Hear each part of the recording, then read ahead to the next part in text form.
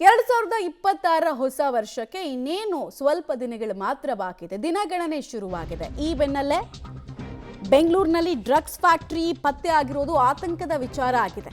So ನಮ್ಮ ಖಾಕಿ team high alert ನಲ್ಲಿದೆ.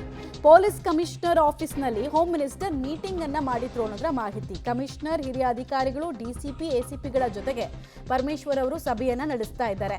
ಸರ್ಕಾರಕ್ಕೆ ವಿಪರೀತ ಮುಖಭಂಗ, ಮುಜುಗರದ ವಿಚಾರ ಆಗಿತ್ತು. 55 ಕೋಟಿ ಮೌಲ್ಯದ ಡ್ರಗ್ಸ್ ಅನ್ನ ಮಹಾರಾಷ್ಟ್ರದ ಮಾದಕ ವಸ್ತು ನಿಗ್ರಹ ದಳದವರು ಬಂದು ಇಲ್ಲಿ ಆಪರೇಷನ್ ಮಾಡಿದ್ರು.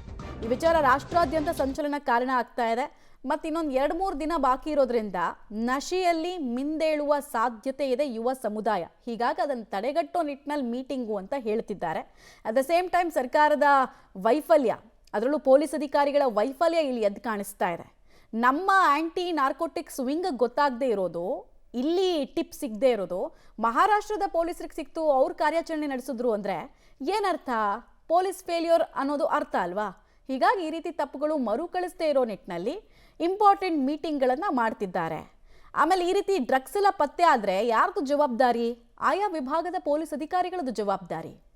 ಆಮೇಲೆ ಒಂದು ಪೊಲೀಸ್ ಸ್ಟೇಷನಲ್ಲಿ ಕೇವಲ ಪೊಲೀಸರು, ಕಾನ್ಸ್ಟೇಬಲ್ಸ್ ಇರ್ತಾರೆ ಅಂತಲ್ಲ, ಆ್ಯಂಟಿ ಡ್ರಗ್ಸ್ ಸ್ಕ್ವಾಡ್ ಇರುತ್ತೆ, ನಾರ್ಕೋಟಿಕ್ಸ್ ವಿಂಗ್ ಇರುತ್ತೆ, CCB ಅವ್ರು ಇರ್ತಾರೆ. ಎಲ್ಲರೂ ಕಣ್ ತಪ್ಪಿಸಿ ಇಷ್ಟು ದೊಡ್ಡ ಫ್ಯಾಕ್ಟ್ರಿ ಅಂತೂ ಮಾಡೋಕ್ಕೆ ಸಾಧ್ಯ ಇಲ್ವೇ? ಹೀಗಾಗಿ ಯಾರ್ಯಾರ್ದು ಪಾತ್ರ ಏನೇನಿದೆ ಅದ್ರ ಬಗ್ಗೆ ಕೂಡ ಒಂದು ತನಿಖೆ ಆಗಬೇಕು. ಆಗುತ್ತಾ ನೋಡಬೇಕು. ಆದರೆ ಸರ್ಕಾರಕ್ಕಂತೂ ವಿಪರೀತ ಮುಜುಗರದ ಸಂಗತಿ ಆಗಿದೆ. ಬೇರೆ ರಾಜ್ಯದ ಪೊಲೀಸ್ ಆಫೀಸರ್ಸ್ ನಮ್ಮ ರಾಜ್ಯದಲ್ಲಿ ಬಂದು ಆಪರೇಷನ್ ಮಾಡ್ತಿರೋದು. ಡೀಟೇಲ್ಸ್ ಕೊಡ್ತಾರೆ ನಾಗೇಶ್. ಒಂದು ಅಹಿತಕರ ಘಟನೆ ಆಗದಂತೆ ನೋಡ್ಕೊಳ್ಬೇಕಾದಂತಹ ಜವಾಬ್ದಾರಿ, ಇನ್ನೊಂದು ಕಡೆಗೆ ಈ ಡ್ರಗ್ಸ್ ದೊಡ್ಡ ಮಟ್ಟದಲ್ಲಿ ಪತ್ತೆ ಆಗಿರೋದು. ಸರ್ಕಾರಕ್ಕೆ ಮುಜುಗರ ಮತ್ತು ಸವಾಲು, ಅದನ್ನು ಎದುರಿಸೋದಕ್ಕೆ ಇವತ್ತಿನ ಮೀಟಿಂಗ್ ಎಷ್ಟು ಸಹಕಾರಿ ಆಗುತ್ತೆ?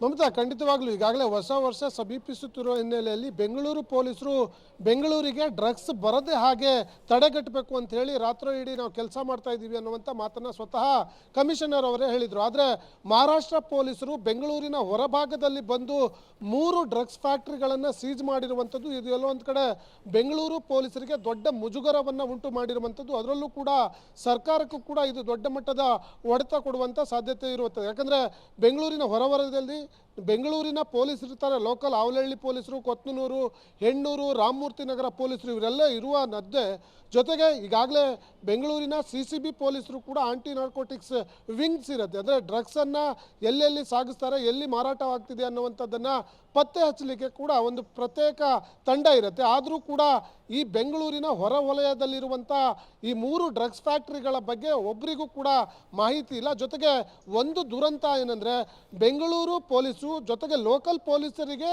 ಮಾಹಿತಿ ಗೊತ್ತಿರದ ಹಾಗೆ ಮಹಾರಾಷ್ಟ್ರ ಪೊಲೀಸರು ಬಂದು ಕಾರ್ಯಾಚರಣೆ ಮಾಡಿ ಅಲ್ಲಿರುವಂತಹ ಸಿಂಥೆಟಿಕ್ ಡ್ರಗ್ಸ್ ಮತ್ತು ಕಚ್ಚಾ ವಸ್ತುಗಳ ಎಲ್ಲವೂ ಕೂಡ ವಶಪಡಿಸ್ಕೊಂಡು ಹೋದರೂ ಕೂಡ ಬೆಂಗಳೂರು ಮತ್ತು ಲೋಕಲ್ ಪೊಲೀಸರಿಗೆ ಸ್ವಲ್ಪವೂ ಕೂಡ ಮಾಹಿತಿ ಇಲ್ಲ ಅನ್ನುವಂಥದ್ದು ಮಾತ್ರ ನಿಜಕ್ಕೂ ಒಂದು ರೀತಿ ಆತಂಕಕಾರಿಯಾಗಿರುವಂಥ ವಿಚಾರ.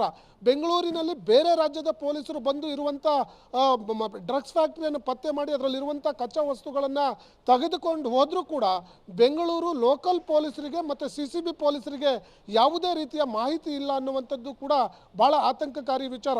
ಇದೇ ರೀತಿ ಆದರೆ ಇವರು ಡ್ರಗ್ಸ್ ಮುಕ್ತ ಕರ್ನಾಟಕ ಮಾಡಲಿಕ್ಕೆ ಹೇಗೆ ಸಾಧ್ಯ ಅನ್ನುವಂಥದ್ದು ಪ್ರಶ್ನೆ ಕೂಡ ಇಲ್ಲಿ ವ್ಯಕ್ತವಾಗುತ್ತೆ. ಹಾಗಾಗಿ ಈಗ ಇದೇ ವಿಚಾರವನ್ನು ಮುಂದಿಟ್ಕೊಂಡು ಗೃಹ ಸಚಿವರು ಇವತ್ತು ಹಿರಿಯ ಅಧಿಕಾರಿಗಳನ್ನು ಸಭೆಯನ್ನು ಮಾಡಿ ಎಲ್ಲಿ ವೈಫಲ್ಯ ಆಗಿದೆ ಅನ್ನುವಂಥದ್ದನ್ನು ಪತ್ತೆ ಮಾಡುವಂಥ ಕೆಲಸಕ್ಕೆ ಹಿರಿಯ ಅಧಿಕಾರಿಗಳಿಗೆ ಸೂಚನೆ ಕೊಡ್ತಾರೆ ಅನ್ನುವಂಥ ಮಾಹಿತಿಗಳು ಕೂಡ ಈಗ ಲಭ್ಯವಾಗ್ತಿರುವಂಥದ್ದು. ಮಮತಾ, ನಾಗೇಶ್, ಇತ್ತೀಚಿನ ದಿನಗಳಲ್ಲಿ ನಿಮಗೂ ಗೊತ್ತಿರುತ್ತೆ, ಈ ಪೊಲೀಸ್ ಸ್ಟೇಷನ್ಗಳು ಹೆಂಗಾಗ್ಬಿಟ್ಟಿದೆ ಅಂದರೆ ಸೆಟ್ಲ್ಮೆಂಟ್ ಸೆಂಟರ್ಗಳಾಗ್ಬಿಟ್ಟಿದೆ.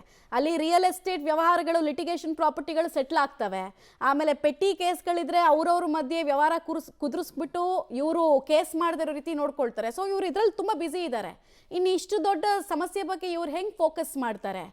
ಈಗ ನೇಮಕ ಆಗ್ತಾ ಇರುವಂತಹ ಪೊಲೀಸರಿಗೆ ಬರೀ ದುಡ್ಡು ಮಾಡೋದೇ ಒಂದು ಮೋಟಿವ್ ಆಗಿರುತ್ತೆ ಹೊರತು ಸೇವೆ ಮಾಡಬೇಕು, ಆಮೇಲೆ ಆಂಟಿ ಎಲಿಮೆಂಟ್ಸ್ ವಿರುದ್ಧ ಹೋರಾಟ ಮಾಡಬೇಕು, ಅದು ಮುಗದೇ ಹೋಗಿದೆ ಅಂತ ಅದನ್ನು ಹೇಗೆ ಜಾಗೃತಗೊಳಿಸ್ತಾರೆ? ಖಂಡಿತವಾಗ್ಲೂ ಮಮತಾ, ಈಗಾಗಲೇ ಪೊಲೀಸರು ಮತ್ತು ಅಲ್ಲಿಯ ಸ್ಥಳೀಯರು ಹೇಳೋ ಪ್ರಕಾರ ಯರ್ರಪ್ಪನಹಳ್ಳಿಯಲ್ಲಿ ಏನು ಈ ಡ್ರಗ್ಸ್ನ ಗೋದಾಮಿತ್ತು, ಆ ಗೋದಾಮಿನಲ್ಲಿ ಪ್ರತಿದಿನವೂ ಕೂಡ ಯುವಕರು ಬಂದು ಅಲ್ಲಿಂದ ಡ್ರಗ್ಸನ್ನು ಖರೀದಿ ಮಾಡ್ಕೊಂಡು ಹೋಗ್ತಿದ್ರು ಅನ್ನುವಂಥ ವಿಚಾರಗಳನ್ನು ಅಲ್ಲಿಯ ಸ್ಥಳೀಯರೇ ಹೇಳ್ತಿರುವಂಥದ್ದು. ಇದರ ಬಗ್ಗೆ ಹಲವು ಬಾರಿ ಅಲ್ಲಿಯ ಸ್ಥಳೀಯರು ಮತ್ತು ಈ ಯಾರು ಡ್ರಗ್ಸನ್ನು ಖರೀದಿ ಮಾಡಲಿಕ್ಕೆ ಬರ್ತಾರೋ ಅದರ ನಡುವೆ ಗಲಾಟೆ ಕೂಡ ಆಗಿದೆ. ಅದು ಪೊಲೀಸರ ಗಮನಕ್ಕೆ ಇದ್ದು ಕೂಡ ಅವರ ಮೇಲೆ ಸೂಕ್ತ ಕ್ರಮವನ್ನು ಕೈಗೊಳ್ಳಲಿಕ್ಕೆ ಪೊಲೀಸರು ವಿಫಲರಾಗಿದ್ದೆ. ಇಷ್ಟು ದೊಡ್ಡ ಮಟ್ಟದ ಗೋದಾಮು ಇಲ್ಲಿ ನಿರ್ಮಾಣವಾಗಲಿಕ್ಕೆ ಕಾರಣವಾಗಿದೆ ಅನ್ನುವಂಥ ಅಸಮಾಧಾನವನ್ನು ಅಲ್ಲಿಯ ಸ್ಥಳೀಯರು ಕೂಡ ವ್ಯಕ್ತಪಡಿಸ್ತಿರುವಂಥದ್ದು. ಹಾಗಾಗಿ ಇಲ್ಲಿ ಬಹಳ ದೊಡ್ಡ ಮಟ್ಟದ ವೈಫಲ್ಯ ಕಂಡು ಬರ್ತಿರುವಂಥದ್ದು. ಆ ಲೋಕಲ್ ಪೊಲೀಸ್ ಠಾಣೆ ಮತ್ತು CCB ಆಂಟಿ ನಾರ್ಕೋಟಿಕ್ಸ್ ವಿಂಗ್ ಏನಿದೆ ಇದು ಏನು ಮಾಡ್ತಿತ್ತು ಅನ್ನುವಂಥದ್ದು ಕೂಡ ಬಹಳ ದೊಡ್ಡ ಮಟ್ಟದ ಪ್ರಶ್ನೆ ಮತ್ತು ಅನುಮಾನಕ್ಕೆ ಎಡೆ ಮಾಡಿಕೊಡ್ತಿರುವಂಥದ್ದು. ಯಾಕಂದರೆ ಇವರು ಗೊತ್ತಿದ್ದು ಕಣ್ಮುಚ್ಕೊಂಡು ಸುಮ್ಮನಿದ್ರ ಅಥವಾ ಗೊತ್ತಿಲ್ಲದೆ ನಡೀತಿತ್ತ ಅನ್ನುವಂಥ ದಂಧೆ ಅನ್ನುವಂಥದ್ರ ಬಗ್ಗೆ ಕೂಡ ಈಗ ಬಹಳ ಪ್ರಮುಖವಾಗಿ ತನಿಖೆ ಮಾಡಿ ಇದನ್ನು ಪತ್ತೆ ಹಚ್ಚುವಂಥ ಕೆಲಸವನ್ನು ಮಾಡುವಂಥ ಕೆಲಸ ನಗರ ಪೊಲೀಸ್ ಆಯುಕ್ತರ ಮೇಲೆ ಇರುವಂಥದ್ದು. ಮಮತಾ. ರೈಟ್, ಧನ್ಯವಾದ ನಾಗೇಶ್ ತಮ್ಮ ಮಾಹಿತಿಗಾಗಿ. ಗೊತ್ತಿಲ್ಲದೆ ಅಂತಿಲ್ಲ, ಗೊತ್ತಿದೆ, ಕಾಂಪ್ರಮೈಸ್ ಆಗಿದ್ದಾರೆ. ತಮ್ಮ ಕೆಲಸ ಏನು ಮಾಡಬೇಕು, ಯಾವ ಸ್ವರೂಪದಲ್ಲಿ ಮಾಡಬೇಕು, ಎಲ್ಲಿ ರೈಡ್ ಮಾಡಬೇಕು, ಇದು ಯಾವುದನ್ನ ಕೂಡ ಅಧಿಕಾರಿಗಳು ಮಾಡ್ತಿಲ್ಲ. ಬಿಕಾಸ್ ಮೋಟಿವ್ ಬರೀ ಮನಿ, ದುಡ್ಡು ಮುಂದೆ ಯಾವ ಮನೆ ಹುಡುಗ ಯಾರು ಸತ್ರೇನೋ, ಯಾವ ಮನೆ ಹುಡುಗಿ ಸತ್ರೇನೋ ಅದೇನು ಬೇಕಾಗಲ್ಲ ಪೊಲೀಸರಿಗೆ.